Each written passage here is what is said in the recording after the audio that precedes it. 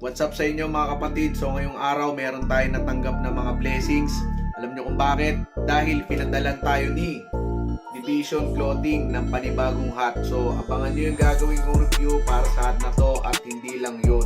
Dahil may kasama rin t-shirt yung pinadala sa atin. So gusto kong patiin si Sir Jet Tagle. Maraming salamat Boss Jet at sa Division Clothing dahil second sponsor na itong pinapadala nila sa akin. Kaya huwag niyong kakalimutang i-follow si Division Clothing sa kanilang mga social media accounts. At saka pala mga kapatid, release na rin yung panibagong 5-panel cap version 2 nila.